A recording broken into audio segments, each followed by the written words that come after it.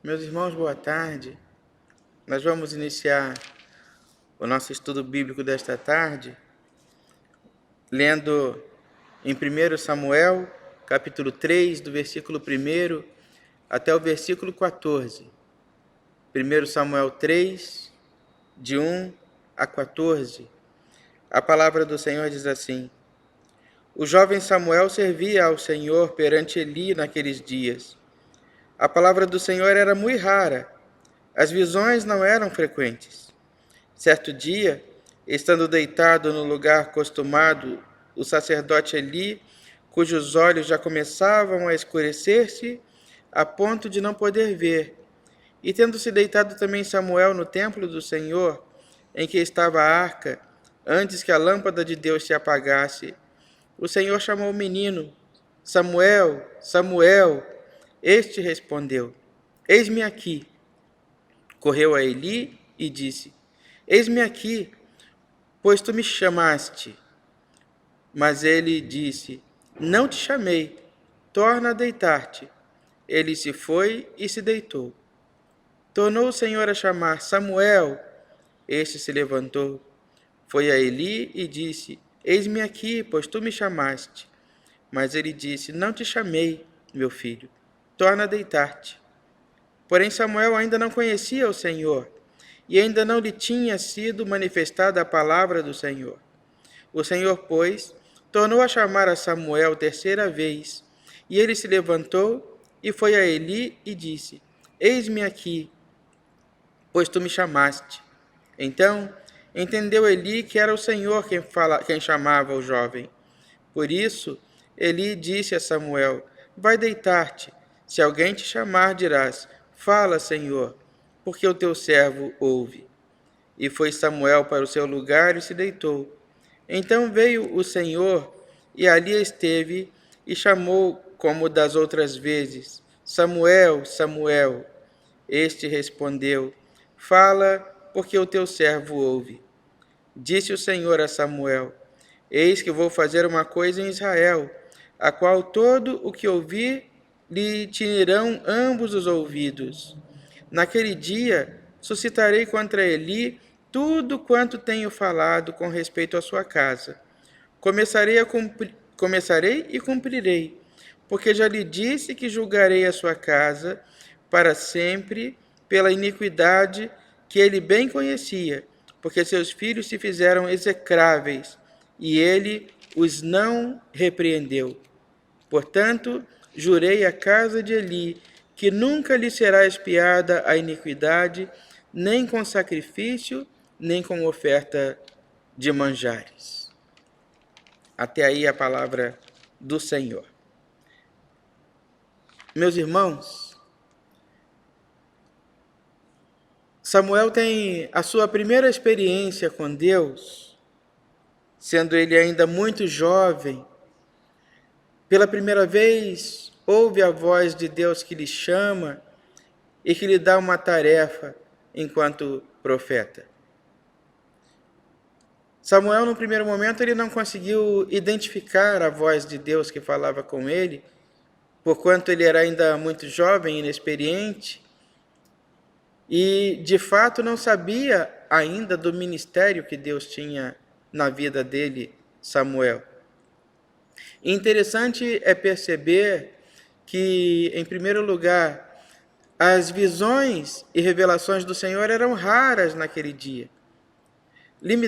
Lembrando, meus irmãos, que nos tempos de Samuel, o relacionamento entre o povo e Deus se dava exclusivamente por intermédio do profeta ou do sacerdote.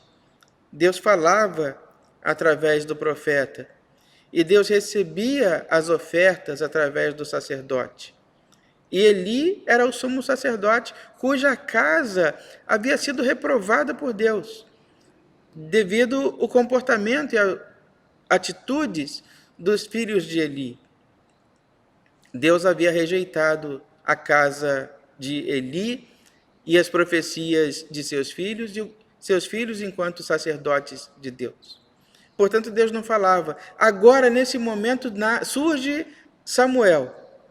Surge Samuel nesse contexto, agora para falar com Deus, para ser instrumento nas mãos de Deus, né? E a primeira profecia de Samuel é justamente contra a casa de Eli, contra a casa do sumo sacerdote. Samuel, contudo, quando ouviu a voz de Deus, por ser ele ainda inexperiente, não conseguiu associar a voz de Deus ao próprio Deus. Não conseguiu compreender que quem falava com ele era Deus. Não conseguiu entender que aquela voz que ele ouvia era a voz de Deus.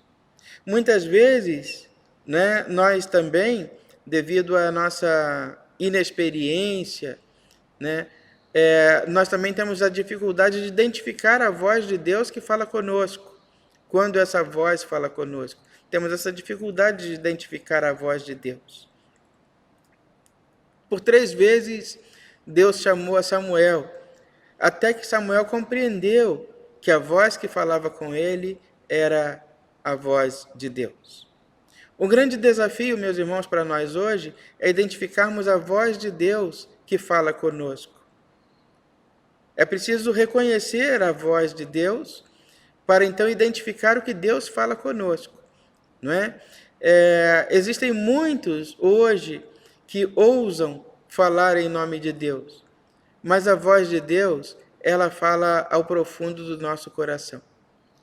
Deus, quando fala, ele fala conosco de uma maneira muito particular, muito pessoal, muito direta. Assim Deus fala conosco sempre. Algo da parte de Deus para nós. De maneira que Samuel, por ser inexperiente, não conseguia ouvir a voz de Deus, mas imediatamente atendendo a voz do sumo sacerdote Eli, né, que o instruiu, quando você ouvir a voz de Deus a te chamar, você ouvir a voz a te chamar, identifique e reconheça que é a voz de Deus que fala contigo. E em reconhecendo que é a voz de Deus que fala contigo, responda para ele: eis-me aqui, fala que o teu servo ouve. Eli também ensina Samuel a ouvir a voz de Deus sem medo.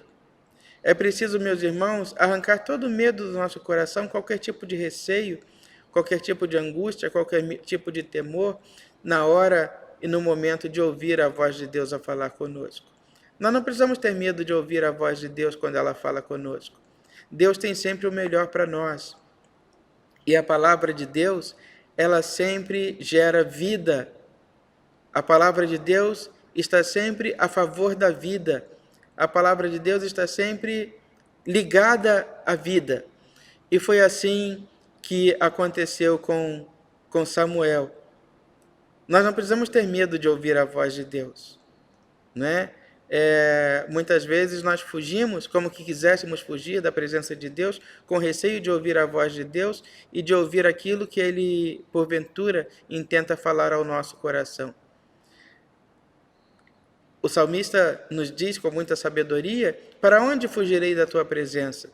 Se subo aos céus, lá está. Se desço ao mais profundo abismo, lá estás também. Não é possível fugir da presença de Deus. E também não é possível deixar de ouvir a voz de Deus. Nós podemos, muitas vezes, ao ouvir a voz de Deus, termos comportamentos como teve Jonas. Ouvir a voz de Deus e não obedecê-la, seja lá por que razão for. Mas a voz de Deus sempre visa o nosso bem. A fala de Deus, ela sempre visa o nosso bem. Outra coisa, meus irmãos, o texto da palavra do Senhor diz, como eu disse no começo, a primeira profecia de Samuel, ela está direcionada à casa do sumo sacerdote Eli.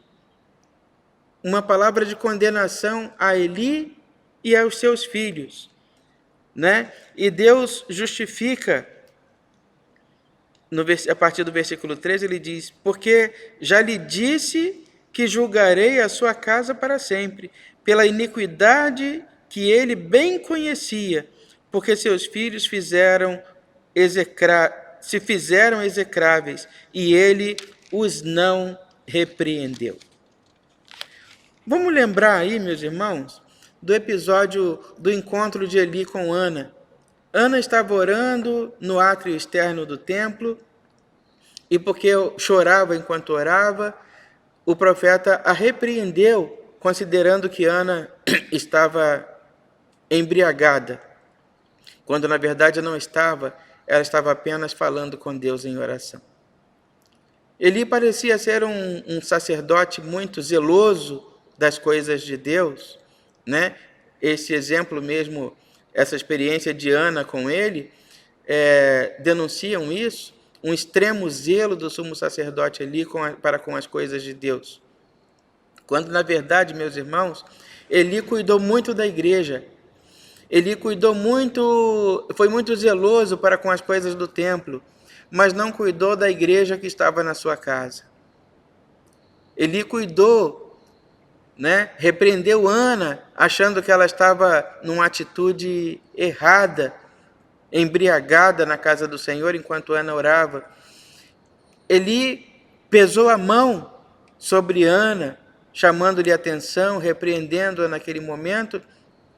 Contudo, Eli não foi igualmente zeloso para com os seus filhos. Meus irmãos, muitas vezes nós, e principalmente aqueles que exercem liderança e ministério na igreja, têm muita preocupação com a igreja, com o zelo no culto, com o zelo com as coisas de Deus. Cuidam muito da igreja, mas é importante entender, meus irmãos, que nós precisamos cuidar igualmente, ou mais ainda, da igreja que está na nossa casa. Antes de nos preocuparmos em cuidarmos da igreja do Senhor, precisamos cuidar da igreja que está na nossa casa. E que tipo de atenção você tem dado à igreja que está na sua casa? Com que olhar você tem olhado, você tem visto? Que olhar, que preocupação você tem dispensado à igreja que está na sua casa? Na igreja que está na sua casa, assim como Eli, você é o sumo sacerdote. Você é o exemplo. Você é aquele que ora e que intercede. A palavra de Deus nos fala sobre Jó e diz que os filhos de Jó se reuniam continuamente, faziam reuniões nas suas casas, comiam, bebiam, e Jó, preocupado com os seus filhos, ele oferecia sacrifícios ao Senhor para que, na possibilidade dos seus filhos terem feito alguma coisa que viesse entristecer o coração de Deus, Jó estaria já ali de imediato oferecendo um sacrifício para acalmar o coração de Deus. Isso testemunha, meus irmãos, nada menos do que o zelo de Jó para com a igreja que estava na sua casa. É importante, meus irmãos, zelar da igreja do Senhor, mas é mais importante ainda cuidar da igreja que está na nossa casa. E como está, como vai a igreja que está na sua casa? Como vai a igreja que o Senhor te confiou, a igreja particular que se reúne todos os dias, que se encontra todos os dias na sua casa? Que cuidado você tem dispensado a esta igreja? Como vai a igreja que está na sua casa? Eli ouviu com muita tristeza uma palavra de repreensão, e nós vamos ver isso na sequência, a partir do versículo 22, essa história. Eli ouviu com muita tristeza uma palavra de condenação de Deus para a vida dos seus filhos. E nós vamos ver aí na sequência desse capítulo 2, que de fato, desse capítulo 3, na verdade, né, nós vamos ver aí que de fato Deus profere palavra de condenação e cumpre a sua palavra com relação à casa de Eli, né? Porque Eli cuidou do templo, Eli cuidou da igreja, mas não cuidou da igreja que estava na casa dele. Que Deus nos abençoe, meus irmãos, e que nós sejamos sacerdotes na nossa casa, sejamos zelosos com as coisas de Deus e com a nossa família, com a igreja particular que está na nossa casa, que se reúne na nossa casa, na qual nós somos os sumos sacerdotes. Que Deus nos abençoe e nos guarde nessa tarde e traga paz, a presença dele ao nosso coração. Oremos ao Senhor.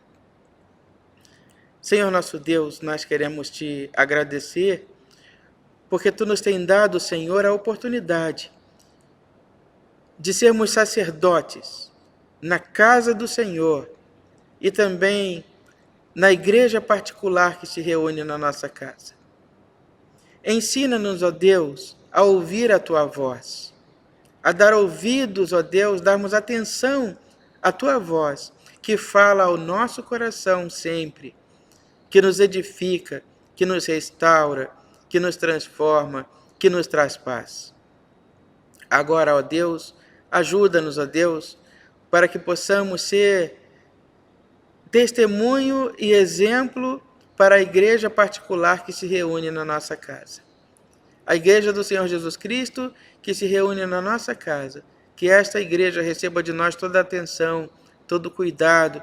Seja por nós, ó Deus, cuidada, amada, instruída.